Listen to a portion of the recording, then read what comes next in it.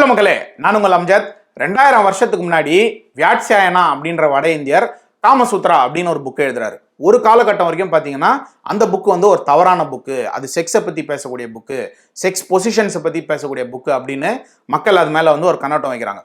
இன்னொரு காலகட்டத்தில் பார்த்தீங்கன்னா இல்லை, 20% மட்டும்தான் அந்த புக்கில் செக்ஸை பற்றி பேசியிருக்காங்க, மிச்சம் 80% வாழ்க்கை முறையை பற்றி பேசியிருக்காங்கன்னு மக்கள் வந்து எக்ஸ்ப்ளோர் பண்ணி அதை எக்ஸ்போஸ் பண்ணுறாங்க. இந்த மாதிரி எக்ஸ்போஸ் பண்ணும்போது தான் பார்த்தீங்கன்னா இன்னொரு பாயிண்ட் ஆஃப் வியூ அந்த புக்கை பற்றி தெரிய வருது. என்ன அப்படின்னா, பெண்களுக்கு எதிராக அதில் கருத்துக்கள் இருக்கு, பெண்களை வந்து இழிவாக பேசியிருக்காங்க, பெண்களை வந்து ஜாதி ரீதியாக வந்து பேசியிருக்காங்க அப்படின்ற மாதிரி. ஸோ இந்த மாதிரியான விஷயங்களை தான் ரீசெண்டாக ஆர்ஜே ஆனந்தி அப்படின்றவங்க அவங்களுடைய தி புக் ஷோ அப்படின்ற யூடியூப் சேனலில் எக்ஸ்போஸ் பண்ணியிருந்தாங்க. அந்த வீடியோவை பார்த்ததுக்கு அப்புறம் தான் இந்த புக்கை பற்றின உண்மையான ஒரு கிளாரிட்டி எனக்கு கிடைச்சது அப்படின்னே சொல்லலாம். அது மட்டும் இல்லை, அந்த வீடியோவில் அவங்க பார்த்தீங்கன்னா 4 வருஷத்துக்கு முன்னாடி யூடியூபர் மதன் கௌரி வந்து இந்த புக்கை சப்போர்ட் பண்ணி ஒரு வீடியோ போட்டிருக்காரு. இந்த மாதிரி பெண்களுக்கு எதிராக கருத்து இருக்கிற ஒரு புக்கை எப்படி அவர் வந்து சப்போர்ட் பண்ணலாம் அப்படின்னு கேள்வி கேட்டிருந்தாங்க. இதுல யார் பேசின கருத்து கரெக்ட், உண்மையாவே அந்த புக்ல என்ன விஷயம் சொல்ல வந்திருக்காங்க அப்படின்றதெல்லாம் தான் இந்த வீடியோவில் பேச போறோம். வாங்க வீடியோக்குள்ள போலாம்.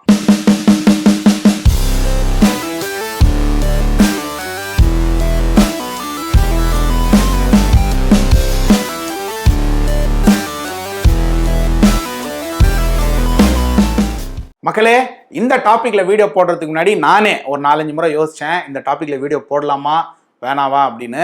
ஏன்னா இன்னைக்கு வரைக்கும் நம்மள ஒரு சிலர் பார்த்தீங்கன்னா காமசூத்ரா, இந்த செக்ஸ், இந்த மாதிரியான வார்த்தைகள் யூஸ் பண்ணுறதே தவறு அப்படின்னு நினச்சிட்டு இருக்காங்க. ஸோ என்னையும் தவறாக நினச்சிருவாங்களோ, நான் சொல்ல விஷயங்களை தப்பாக வந்து புரிஞ்சுப்பாங்களோ அப்படின்னு யோசித்தேன். இல்லை, அதுக்கப்புறம் நம்ம கண்டென்ட் கரெக்டாக இருக்குது, நம்ம வந்து ஸ்ட்ராங்காக தான் பேசுகிறோம். ஸோ ஒரு வேளை அதை தாண்டி நான் ஏதாவது தப்பாக பேசினேன் அப்படின்னா உங்கள் வீட்டு பிள்ளையா நினச்சி என்னை மன்னிச்சிருங்க.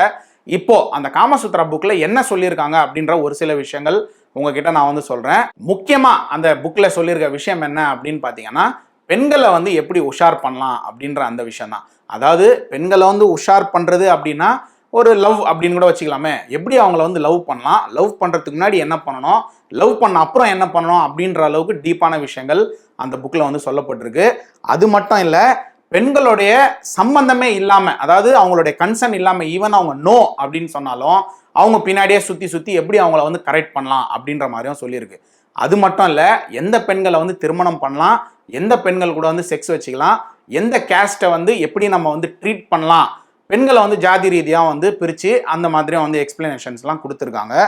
முக்கியமாக நம்ம ஒரு சில படங்களை வந்து இந்த இடத்துல ரெஃபரன்ஸாக எடுக்கலாம். ரெமோ, படிக்காதவன், அந்த மாதிரியான படத்தில் ஒரு பொண்ணுக்கு வந்து நிச்சயார்த்தம் இருந்தாலும் பரவாயில்ல, ஒரு பொண்ணு வந்து நல்லா படிக்கிற பொண்ணாக இருந்து நான் ஊதாரியாக இருந்தாலும் பரவாயில்ல, பின்னாடியே போய் போய் என்னை பார்த்தோன்னே பிடிக்காது, என்னை பார்க்க தான் பிடிக்கும் அப்படின்ற டைலாக்லாம் விட்டா அந்த பொண்ணு எப்படியும் வந்து நமக்கு மடங்கிடும் அப்படின்ற அந்த ஸ்டாக்கிங்கை வந்து இன்டியூஸ் பண்ணுற அந்த விஷயங்களும் இந்த புக்கில் வந்து இருக்குது.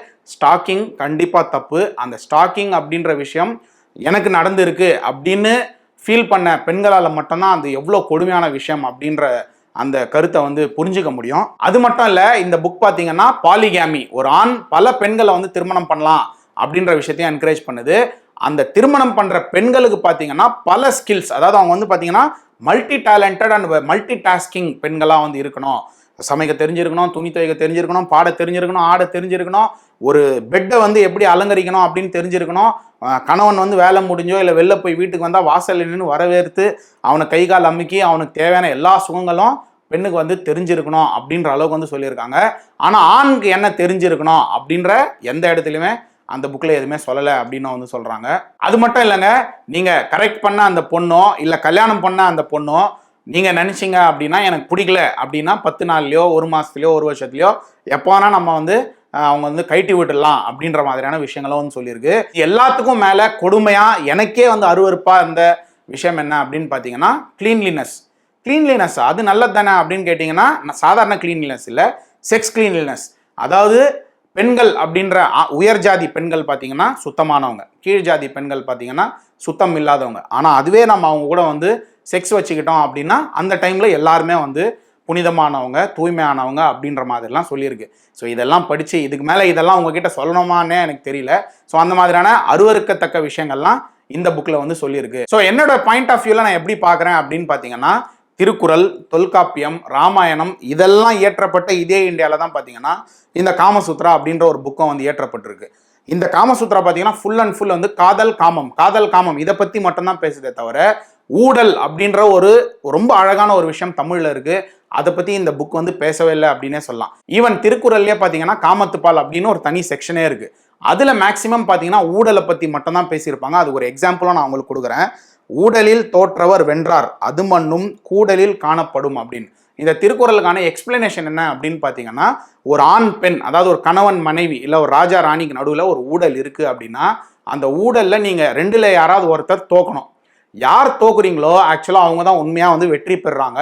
அந்த வெற்றி எப்போ பிரதிபலிக்கும் அப்படின்னு பாத்தீங்கன்னா, நீங்க திருப்பியும் சேர்ந்து சந்தோஷமா இருப்பீங்க இல்லையா, அப்போ தெரிய வரும் நான் தோத்தாலும் இப்போ என்னோட அந்த பார்ட்னரோட நான் சந்தோஷமா இருக்கேன் அப்படின்னு. ஸோ எவ்வளோ அழகா வந்து திருக்குறள்ல 2 லைன்ல சொல்லியிருக்காங்க பாருங்க. அது மட்டும் இல்ல மக்களே, ஆர்ஜே ஆனந்தி அவர்கள் அவரோட வீடியோல வந்து செஸ் ஆட்டத்தை பத்தியும் ஒரு விஷயத்த வந்து சொன்னாங்க.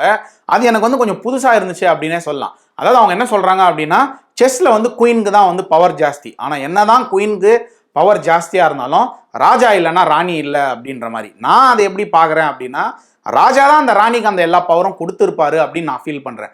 வை பிகாஸ் ராஜா வந்து எப்பவுமே நாட்டிலே இருக்க மாட்டார். அவர் பார்த்தீங்கன்னா திடீர்னு போர் செய்யறதுக்காக நாட்டை விட்டு வெளில போவார். வெளில போன ராஜா மேபி உயிரோட திரும்பி வரலாம், இல்லை பணமா திரும்பி வரலாம், இல்லை வராமையே வந்து போகலாம். ஸோ அந்த மாதிரி நேரத்தில், நான் நாட்டில் இல்லாத நேரத்தில் நீ தான் நாட்டை வந்து பார்த்துக்க வேண்டிய ஒரு சூழ்நிலை ஏற்படலாம் அப்படின்ற மாதிரி ராஜாவே ஏன் வந்து ராணிக்கு அந்த பவரை கொடுத்துருக்கூடாது? இப்போ ஃபெமினிசம் பேசுறவங்கலாம் ஒரு வார்த்தையை சொல்லுவாங்க, ராஜாவுக்கு யார் அந்த பவரை கொடுத்தா, ராணிக்கு பவர் கொடுக்க ராஜா யாரு அப்படின்ற மாதிரி. என்னுடைய கருத்து என்னன்னா ரொம்ப சிம்பிள். இந்தியர்களான நாம பாத்தீங்கன்னா கணவன் இல்லாம குழந்தையோட போரிட்ட ஜான்சி ராணி கதைகளை வந்து கேள்விப்பட்டிருக்கோம். ஈவன் கணவர் இருந்தாலும் நான் தான் வந்து நாட்டையே வந்து வழிநடத்துவேன் அப்படின்னு ராஜா மாதாவா இருந்த பாகுபலி கதைகளும் நம்ம வந்து கேள்விப்பட்டிருக்கோம். ஸோ ராணிக்குன்னு இருக்கிற பவர் கண்டிப்பா ராணிக்கு இருக்கு. ஸோ இந்த ஒரு பாயிண்ட் ஆஃப் வியூ நான் வந்து ஃபெமினிஸ்ட் பாயிண்ட் ஆஃப் வியூ அப்படின்னு தான் பாக்குறேன். ஏன் இதெல்லாம் நான் வந்து சொல்றேன் அப்படின்னா, நான் வந்து ஒரு மேல் சாவனிஸ்டும் கிடையாது, நான் வந்து ஃபெமினிசமை வந்து சப்போர்ட் பண்றவனும் கிடையாது. ஃபெமினிசம் அப்படின்றது ஒரு லெவல் வரைக்கும் இருந்துச்சுன்னா ஓகே, ஆனால் எல்லாத்துலேயுமே ஃபெமினிசம் கொண்டு வந்து புகுத்துறது அப்படின்றத நானும் ஒரு லெவலில் இல்லை யாருமே அதை வந்து ஏற்றுக்க மாட்டாங்க அப்படின்னே நான் வந்து சொல்லுவேன். இன்னும் சிம்பிளாக சொல்லணும் அப்படின்னா மக்களே, ஒரு ஆண் இல்லை ஒரு மனுஷன் அப்படின்னே வச்சுங்களேன், எதிரில் இருக்கிற பெண், அது உங்களுடைய அம்மாவாக இருக்கலாம், இல்லை உங்களுடைய ஒய்ஃபாக இருக்கலாம், இல்லை அக்கா தங்கச்சி யாராவனா இருக்கலாம், அவங்களுடைய ஃபீலிங்ஸ்க்கு நீங்கள் வந்து மதிப்பு கொடுத்தீங்க, அவங்களுடைய ஃபீலிங்ஸ்க்கு நீங்கள் மரியாதை கொடுத்தீங்க அப்படின்னாலே நீங்கள் ஒரு நல்ல மனுஷன். அதில் எந்த விதமான மாற்று கருத்தும் இல்லை. இன்னும் டீப்பாக சொல்லணும் அப்படின்னா, நான் ஏற்கனவே சொன்ன மாதிரி எதிரில் இருக்கிற ஒரு பெண், அது தாயாக இருக்கலாம், மனைவியாக இருக்கலாம், இல்லைனா நம்ம சகோதரிகளாக இருக்கலாம். பார்த்துட்டு இருக்க உங்களை மாதிரியான சகோதரிகள், இல்லை என்னுடைய அம்மா மாதிரியான பல பேர் நீங்கள் இதை வந்து பார்த்துட்டு இருக்கலாம். உங்களுக்கு வீட்டில் ஏதோ ஒரு வேலை, எக்ஸாம்பிள் துணி துவைக்கணும், இல்லை சாமான் தொலைக்கணும், அந்த மாதிரியான வேலைகளில் நானும் வாமா நீ ஒரு 2 சாமான் தொலைக்கணும் நானும் தொலைக்கிறேன் அப்படின்னு ஒரு மியூச்சுவல் அண்டர்ஸ்டாண்டிங்கில் போகக்கூடிய ஃபேமிலிஸ் நிறைய இருக்குது. இன்னும் நிறைய கணவன் மனைவிகள் இந்த ஐடி இண்டஸ்ட்ரிலாம் வேலை செய்கிறவங்கலாம் பார்த்தீங்கன்னா, இப்போ வர ஜென்ரேஷனில் பல பேர், நீ 2 சாமான் தொலைக்கினியா நான் 2 துவைச்சிக்கிறேன், நீ வந்து துணி துவைச்சியா நான் வந்து அதை காய போடுறேன் அப்படின்னு மியூச்சுவல் அண்டர்ஸ்டாண்டிங்கில் வேலை செய்கிறவங்களையும் நம்ம வந்து பார்த்துருக்கோம். இன்னும் ஒரு படி மேலே போய் அவங்களுக்கு ஏதாவது ஒரு படிப்பு அவங்க வந்து படிக்கணும், அது ஈவன் கல்யாணம் ஆனதுக்கப்புறம், இல்லை அவங்க வந்து ஒரு வேலைக்கு போகணும், இல்லை அவங்க வந்து ஒரு பிஸ்னஸ் பண்ணணும் அப்படின்னா அதுக்கு பர்மிஷன் கொடுக்கறது நம்ம கையில் இல்லை, அது டிசைட் பண்ண வேண்டியது அவங்க. பர்மிஷன் நம்ம கொடுக்கறதுக்கு நாம் யாருமே இல்லை, ஆனால் சப்போர்ட் பண்ணுறது ரொம்ப ரொம்ப முக்கியம்.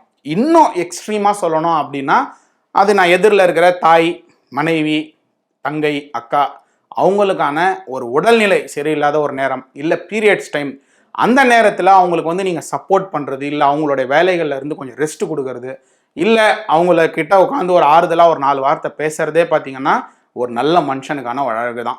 ஜெண்டர் ஈக்குவாலிட்டி, நானும் மனுஷன் தான், எதிரில் இருக்கிறவங்களும் மனுஷன் தான், அவங்களுக்கும் சிவப்பு கலராக தான் ரத்தம் ஓடுது, எனக்கும் சிவப்பு கலராக தான் ரத்தம் ஓடுது, அவங்களுக்கும் 2 கை 2 கால் 2 கிட்னி 2 கண் எல்லாமே இருக்குது, எனக்கும் அது எல்லாமே இருக்குது. ஸோ அவங்க எந்த அளவுக்கு இம்பார்ட்டண்ட்டோ நாமளும் அந்த அளவுக்கு இம்பார்ட்டண்ட், நாம் எந்த அளவுக்கு இம்பார்ட்டண்ட்டோ அவங்களும் அந்த அளவுக்கு இம்பார்ட்டண்ட். ஸோ இந்த மாதிரி அந்த ரயில் ட்ராக் மாதிரி ஒரு ஆண் ஒரு பெண், இது ரெண்டுமே வந்து ட்ராக் ஈவனாக போச்சு அப்படின்னா மேலே போகிற அந்த ட்ரெயின், அது ஃபேமிலின்ற ட்ரெயினாக இருக்கலாம், சொசைட்டின்ற ட்ரெயினாக இருக்கலாம், இல்லை நம்ம நாடு அப்படின்ற ட்ரெயினாக இருக்கலாம், அது சுமூகமாக போகும். இல்லை நான் தான் ஸ்ட்ராங்காக இருப்பேன், நீ எப்போவுமே வீக்காக தான் இருக்கணும், நீ வந்து வீக்கர் செக்ஸ், உன்னால் இது முடியாது அப்படின்னு நீங்கள் இன்னொரு ட்ராக்கை வீக் ஆக்குனீங்க அப்படின்னா ஃபேமிலி, கண்ட்ரி, சொசைட்டி, எந்த மேலே போகிற ட்ரெயினாக இருந்தாலும் கண்டிப்பாக அது போகிற டெஸ்டினேஷனுக்கு போய் சேராது. அது ஏதாவது ஒரு பாழுங்கிணத்துலையோ இல்லை பெரிய ஒரு ஆற்று பாலத்தில் கீழே தான் போய் விடும். ஸோ இதெல்லாம் புரிஞ்சுக்கிட்டு நான் பேசின கருத்துக்கள்லாம் நீங்களும் வந்து அக்செப்ட் பண்ணுவீங்க அப்படின்னு நான் நம்புகிறேன். ஸோ ஆண்களே, நீங்கள் யாராவது பார்த்துட்டு இருந்தீங்கனாலும், பெண்களே இதை நீங்கள் யாராவது பார்த்துட்டு இருந்தீங்கனாலும், உங்களுக்கு ஆப்போசிட்டில் இருக்கிற அந்த பார்ட்னருக்கும் ஈக்குவல் ஒரு ப்ரிஃபரன்ஸ் கொடுங்க அப்படின்னு நான் கேட்டுக்கிறேன். நானும் இன்னைக்கு வரைக்கும் அதெல்லாம் கொடுத்துருக்கிறேனா அப்படின்னு எனக்கு தெரியல. நான் போய் எங்கள் ஃபேமிலியில் கேட்டால் தான் தெரியும். இது வரைக்கும் நான் கொடுக்கல அப்படின்னா இதுக்கப்புறம் மேக்ஸிமமாக கொடுக்க நான் வந்து ட்ரை பண்ணுவேன், ட்ரை பண்ணிக்கிட்டே இருப்பேன் அப்படின்றத நான் வந்து சொல்லிக்கிறேன். இன்னொரு வீடியோவில் உங்கள் எல்லாரும் சந்திக்கிறேன். அது வரைக்கும் சேஃபாக இருங்க, பத்திரமா இருங்க. கண்டிப்பாக ஆணும் பெண்ணும் சமம் சமம் சமம், மாற்று கருத்தே இல்லை. Take care, bye by.